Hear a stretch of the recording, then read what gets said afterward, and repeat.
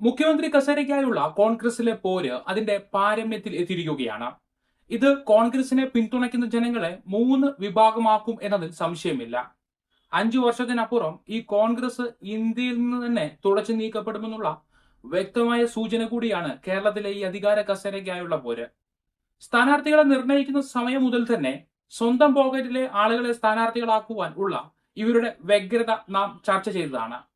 എന്നാൽ അതിനെല്ലാം ശേഷം സമൂഹത്തിൽ നല്ല പിള്ള ചമഞ്ഞ് നല്ല ഐക്യം അഭിനയിച്ച് ഇവർ ജനങ്ങളെ വിഡ്ഢികളാക്കി. ജനങ്ങളുടെ വോട്ടുകൾ നേടി വിജയിച്ചപ്പോൾ ജനങ്ങൾ അപ്രസക്തരായിരിക്കുകയാണ്. ഇവിടെ കോൺഗ്രസിന്റെ ഒരു നേതാവിനോടും ആരാധന തോന്നിയിട്ടല്ല ആര് തന്നെ വോട്ട് ചെയ്തത്. UDF ഇത്രയധികം സീറ്റ് ലഭിച്ചത് നേതാക്കളുടെ തന്ത്രം കൊണ്ടോ പ്രവർത്തകരുടെ പ്രവർത്തനം കൊണ്ടോ അല്ല. കഴിഞ്ഞ തിരഞ്ഞെടുപ്പിൽ കൂടുതൽ ജനങ്ങളെ സന്ദർശിക്കുകയും വോട്ട് അഭ്യർത്ഥിക്കുകയും ചെയ്തത് ഇതര രാഷ്ട്രീയ സ്ഥാനാർത്ഥികളാണ്.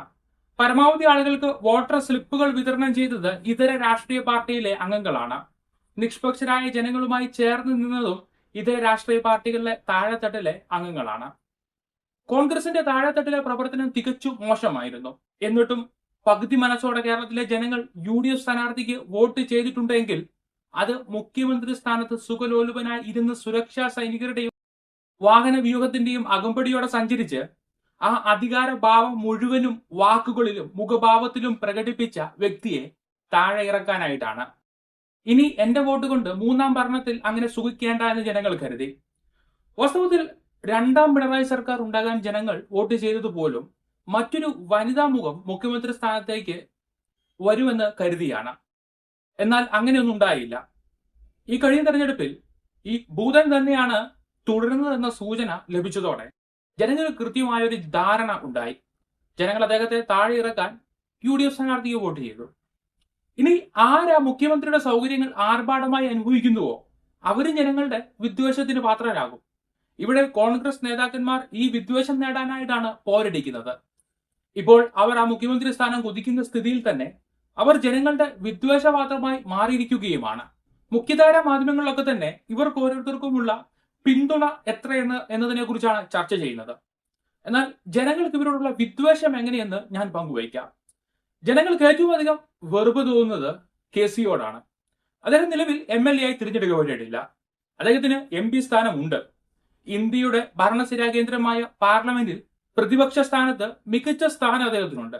കോൺഗ്രസ് എന്ന ഇന്ത്യയിലെ പ്രമുഖ രാഷ്ട്രീയ കക്ഷിയുടെ അധ്യക്ഷൻ കഴിഞ്ഞാൽ തൊട്ട് താഴെയുള്ള സ്ഥാനം വഹിക്കുന്ന ആളാണ് അദ്ദേഹം, സംഘടനാ ജനറൽ സെക്രട്ടറി.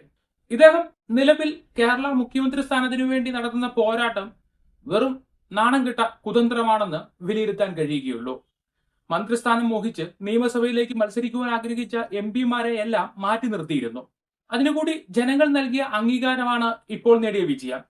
മറ്റുള്ളവരെയെല്ലാം തടഞ്ഞു നിർത്തിയപ്പോൾ സ്വയം മാറി നിന്ന് മാതൃകയാകുവാൻ വിവേകമില്ലാത്തയാളാണ് താനെന്ന് തെളിയിച്ചിരിക്കുകയാണ് മുഖ്യമന്ത്രി പദത്തിന് ആഗ്രഹിക്കുന്ന MP.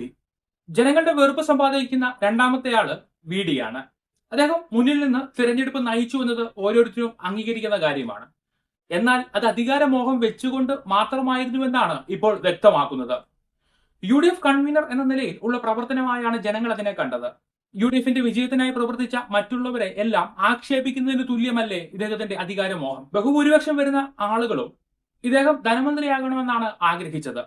എന്നാൽ ഇപ്പോൾ അദ്ദേഹത്തിന് മുഖ്യമന്ത്രി സ്ഥാനം ഒഴികെ മറ്റു വകുപ്പുകളൊന്നും വേണ്ട. മുഖ്യമന്ത്രി കസേരയുടെ സുഖസൗകര്യങ്ങളും അധികാരവും ലഭിക്കാനുള്ള സാമർഥ്യമാണത് എന്ന് മാത്രമേ വിലയിരുത്തുവാൻ കഴിയുകയുള്ളൂ.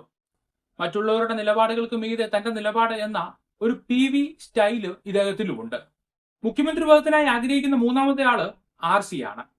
2021 വരെ UDF നേതൃത്വം നൽകി പോരാടിയ ആളാണ് ഇദ്ദേഹം. കോവിഡിന്റെ സാഹചര്യത്തിൽ മാസ്കും സാനിറ്റൈസറും കൊണ്ട് വോട്ട് ചെയ്യാൻ പോകേണ്ട എന്ന് വെച്ച് നിഷ്പക്ഷ ജനം ഭരണം സ്വാഭാവികമായി മാറി വരുമെന്നാണ് അന്ന് കരുതിയത്. എന്നാൽ അത് ഇടതുപക്ഷത്തിന് ഗുണകരമായി. അനുകൂല വോട്ടുകളെല്ലാം സമാഹരിച്ച് പരമാവധി സീറ്റുകൾ പിടിച്ചെടുക്കുവാൻ ഇടതുപക്ഷത്തിന് കഴിഞ്ഞു. UDF അന്നുണ്ടായ ആ തോൽവി അതുകൊണ്ട് തന്നെ RCയുടെ കുറ്റമായി കാണാനാകില്ല. 2021 മുതൽ പ്രതിപക്ഷ നേതാവ് എന്ന നിലയിൽ മറ്റൊരാളെ ദേശീയ നേതൃത്വം നിയമിച്ചു. KPCC പ്രസിഡന്റ് അപ്പോൾ വേറൊരാളായി. ഈ സാഹചര്യത്തിൽ അവർക്ക് പെർഫോം ചെയ്യാനായിട്ട് RC പിന്നോട്ട് വലിഞ്ഞു. എങ്കിലും പല ഘട്ടങ്ങളിലും അദ്ദേഹത്തിന്റെ സാന്നിധ്യവും പ്രതിരോധവും തീർക്കുവാൻ അദ്ദേഹവും രംഗത്ത് ഉണ്ടായിരുന്നു.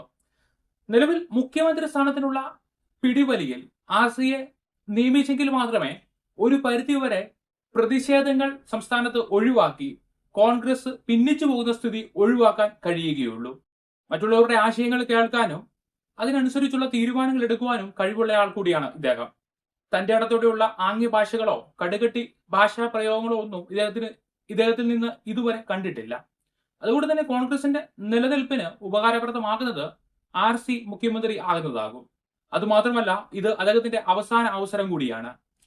ഏതായാലും ആര് മുഖ്യമന്ത്രിയായാലും ഈ പറയുന്ന കാര്യങ്ങൾ അവർ ശ്രദ്ധിച്ചില്ലെങ്കിൽ ജനങ്ങൾ അവരെ വെറുക്കുമെന്നത് തീർച്ചയാണ്. ഒന്ന്, മുഖ്യമന്ത്രി കസേരയിൽ ഇരുന്നു കൊണ്ട് മുതലാളിമാർക്ക് വേണ്ടി ഒത്താശ ചെയ്താൽ. 2, ജനങ്ങൾ തിരഞ്ഞെടുത്തത് അവരുടെ മേന്മ കൊണ്ടല്ല, ഒരവസരം കൂടി തന്നതാണ് എന്ന സത്യം മറന്നുപോയാൽ. 3, UDF മുന്നോട്ട് വെച്ച വാഗ്ദാനങ്ങൾ പാലിക്കാതിരുന്നാൽ. ഈ വാഗ്ദാനങ്ങൾ വലിയ മാനദണ്ഡങ്ങൾ വെച്ച് അവതരിപ്പിച്ച് ജനങ്ങളെ വിഡ്ഢികളാക്കിയാലും. 4, മുഖ്യമന്ത്രിക്ക് സർക്കാർ പണം ഉപയോഗിച്ച് പല കാര്യങ്ങൾ ചെയ്യാനുള്ള അവകാശമുണ്ട്.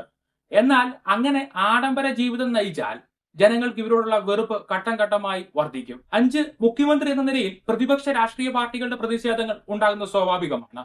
എന്നാൽ വലിയ തോതിലുള്ള വാഹന വ്യൂഹവും സുരക്ഷാ സംവിധാനങ്ങളും ആഡംബര കാറുകൾ വാങ്ങിക്കൂട്ടുകയും എല്ലാം ചെയ്താൽ വിദ്വേഷം ഫ്രീ ആയിട്ട് ലഭിക്കും. ഇതുകൂടാതെ മറ്റനേകം മാർഗങ്ങൾ വെറുപ്പ് സമ്പാദിക്കാനായിട്ട് മുഖ്യമന്ത്രിയുടെ അധികാര പരിധിയിൽ ഉണ്ട്. ഇവയൊക്കെ വീണ്ടും വിചാരത്തോടെ ഒഴിവാക്കിയാൽ ഒരു സ്വീകാര്യനായ മുഖ്യമന്ത്രിയാകാം. ഇല്ലെങ്കിൽ 5 വർഷം ആകണ്ട, വരുന്ന വർഷങ്ങളിൽ നടക്കുന്ന അല്ലറ ചില്ലറ തെരഞ്ഞെടുപ്പുകളിൽ തുടങ്ങി സകലത്തിലും ജനങ്ങൾ അവരുടെ വെറുപ്പ് പ്രകടിപ്പിച്ചു തുടങ്ങും.